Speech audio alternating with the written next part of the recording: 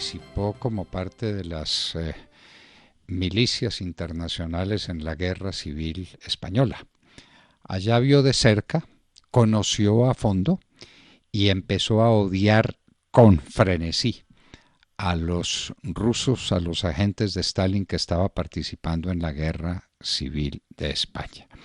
Esa fue, en últimas, una guerra internacional, porque no solamente estuvieron enfrentados los republicanos izquierdistas con los nacionalistas derechistas, sino que vinieron Italia y Alemania a apoyar a las fuerzas de Franco y Rusia resuelta apoyando a las fuerzas llamadas republicanas o democráticas. ¿Cómo le parece, pues, Stalin apoyando la democracia en España?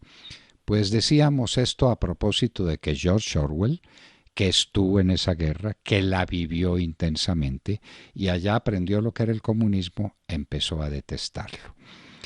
Y escribió unos escritos muy interesantes, fueron sobre todo los grandes intelectuales que estuvieron en esa guerra.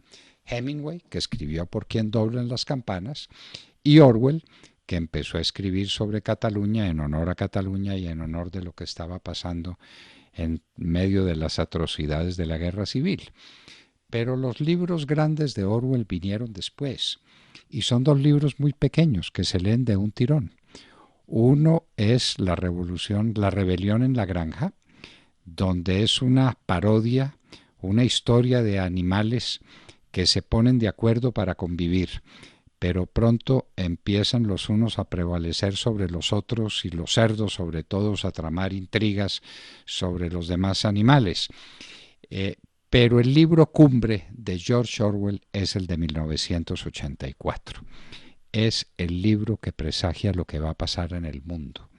El libro de los despotismos más crueles, de las policías más aviesas, de los excesos más brutales con respecto a la libertad de la gente. Muchos han dicho, George Orwell se equivocó porque en 1984 pasó, porque 1984 pasó y no pasó nada de lo que él decía. Nada, nada. 1984 pasó y todavía no había caído el muro de Berlín. ¿Cómo vivieron los millones de personas de la Europa oriental en esa época? ¿Cómo vivieron los rusos que estaban dominados por la KGB? ¿Cómo vivieron? ¿Cómo vivieron los chinos en la época de Mao? En medio de cuáles brutalidades y cuáles excesos. ¿Y cómo viven hoy las gentes que tienen que someterse a los pocos países comunistas que todavía sobreviven? ¿Cómo vive la gente en Corea del Norte? Muerta literalmente de hambre. Y no pueden decir una palabra porque se los tiran a los perros bravos, pero literalmente hablando. ¿Cómo viven las gentes de Cuba y las gentes de Venezuela? No tienen ningún grado de libertad, no pueden desarrollar sus propios proyectos, no pueden protestar, no pueden formar parte de un partido político, no pueden intentar ser una alternativa al régimen. El régimen es el régimen y se acabó. Esa es la visión de Orwell. Y la visión de Orwell termina con una cosa dramática: la policía del pensamiento. Después de pasar por varios ministerios, donde Orwell pone de presente que cada ministerio es la antítesis de lo que anuncia. El ministerio de la verdad es el ministerio para decir permanentemente la mentira a la gente. Y en la época de Orwell no era fácil pensar que los medios actuales de comunicación harían tan difícil mentirle a todo el mundo todo el tiempo. Pero todo esto desemboca en lo esencial: la policía del pensamiento. La policía del pensamiento es eso.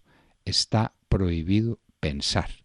Pensar y expresar lo que se piensa es una audacia y que linda con el suicidio. Lo sabemos de primera mano. Por pensar, algunos amigos de Juan Manuel Santos nos quisieron matar en el año de 2012. Esa es la verdad.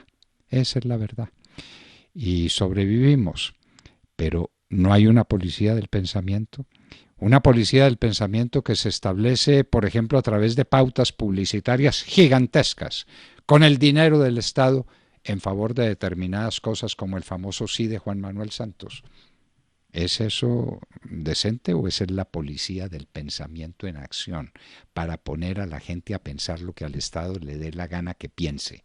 La policía del pensamiento.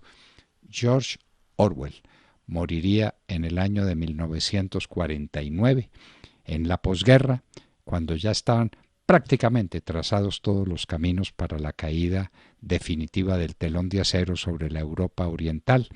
Europa se estaba debatiendo en condiciones muy difíciles, de las que las vino a salvar el plan Marshall. Pero George Orwell tenía la razón en 1984.